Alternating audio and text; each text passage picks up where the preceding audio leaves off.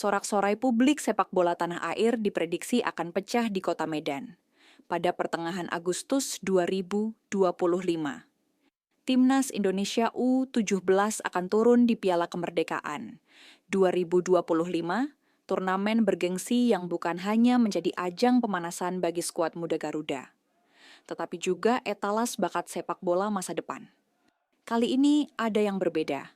4 pemain diaspora siap menunjukkan kemampuan mereka di depan publik sendiri, menciptakan kombinasi lokal plus internasional, yang disebut-sebut bisa membuat lawan tertekan habis-habisan.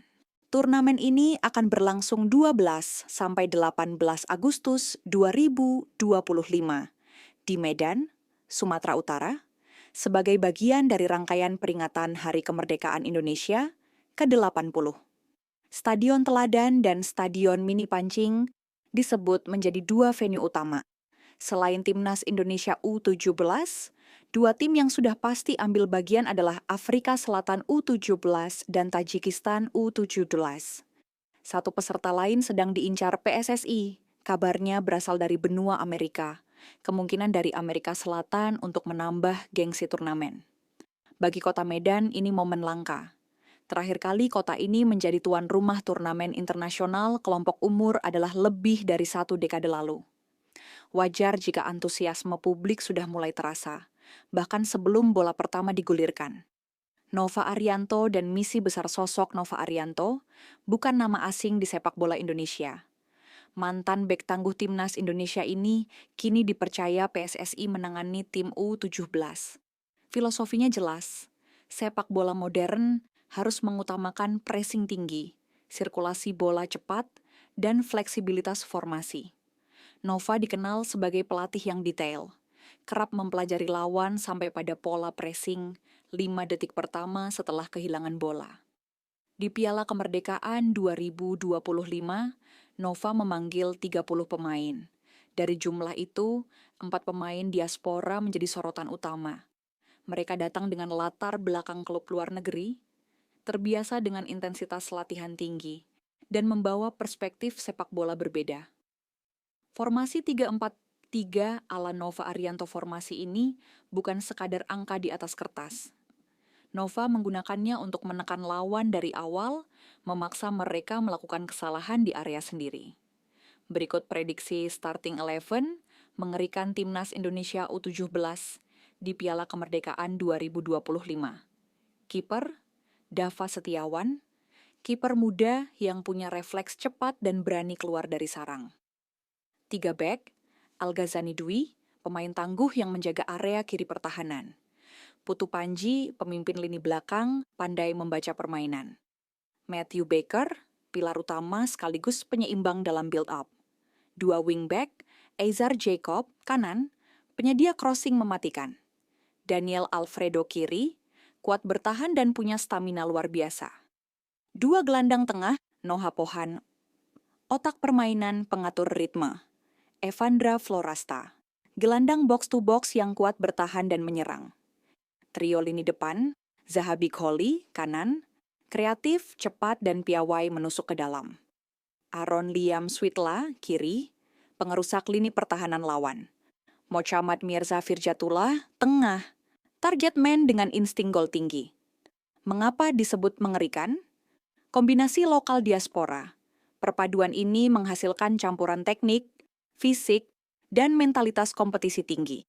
Fleksibilitas formasi, Nova bisa mengubah 3-4-3 menjadi 5-4-1 saat bertahan atau 3-2-5 saat menyerang. Pressing intensitas tinggi, filosofi Nova memaksa lawan kehilangan bola di area mereka sendiri. Lini serang berlapis, Aaron, Zahabi, dan Mirza akan mendapat suplai bola dari 2 sayap plus gelandang tengah. Piala Kemerdekaan 2025. Lebih dari sekadar turnamen-turnamen ini bukan hanya ajang mencari juara, tapi juga seleksi alami untuk skuad U19 menuju turnamen resmi AFC. Uji mental bermain di depan publik sendiri.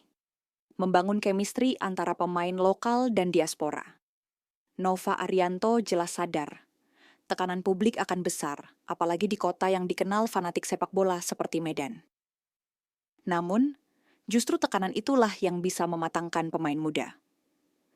Prediksi, jalannya turnamen fase grup. Indonesia berpeluang besar menang lawan Tajikistan dan minimal imbang lawan Afrika Selatan. Final, jika lawan dari Amerika Latin yang datang, ini akan menjadi ujian sesungguhnya, terutama dari segi teknik dan kecepatan. Pemain kunci, Aaron Liam Switala diprediksi menjadi top skor, sementara Noah Pohan akan menjadi motor yang tak tergantikan. Prediksi starting 11 Timnas Indonesia U17, Piala Kemerdekaan 2025 formasi. 3-4-3 kiper, Dava Setiawan, kiper muda dengan refleks cepat, piawai menghadapi situasi one-on-one, dan berani keluar untuk memotong bola silang. Bek tengah. 2. Al-Ghazani Dwi, bek kiri tangguh yang kuat duel udara dan disiplin menjaga area. 3. Putu Panji, bek tengah sekaligus pemimpin lini belakang. Punya visi dan komunikasi yang baik. 4. Matthew Baker, pemain diaspora dari Melbourne City, punya kualitas build-up dari belakang dan tangguh dalam duel fisik. Wingback 5. Aizar Jacob, kanan, pemain diaspora Sydney FC, rajin overlap, punya kecepatan dan crossing akurat. 6. Daniel Alfredo, kiri, kuat bertahan, punya stamina untuk naik turun sepanjang laga. Gelandang tengah 7. Noah Pohan, pemain diaspora NH Breda U, 15. Otak permainan tim, punya visi umpan jarak jauh dan disiplin menjaga ritme. 8. Evandra Florasta, gelandang box-to-box yang agresif, berani duel, dan membantu serangan maupun bertahan. Lini depan 9. Zahabi Goli, kanan, winger, lincah yang suka menusuk ke dalam dan punya tendangan jarak jauh. 10. Aaron Liam Switala, kiri, pemain diaspora Bulan Lions FC, punya kecepatan eksplosif, dribble tajam, dan insting gol. 11. Mochammad Mirza Firjatullah, tengah. Target man yang tajam di kotak penalti, kuat menahan bola, dan pintar mencari posisi. 4 pemain diaspora, kombinasi taktik modern, dan dukungan publik Medan akan menjadi modal besar Timnas Indonesia U17 di Piala Kemerdekaan 2025. Jika semua elemen ini berpadu, bukan tidak mungkin turnamen ini akan menjadi panggung lahirnya bintang-bintang masa depan Garuda. Cek Fakta ID akan terus mengawal perkembangan Timnas U17 di turnamen ini, dari pemusatan latihan hingga laga final. Satu hal pasti, Piala Kemerdekaan 2025 bisa menjadi awal cerita besar generasi emas berikutnya.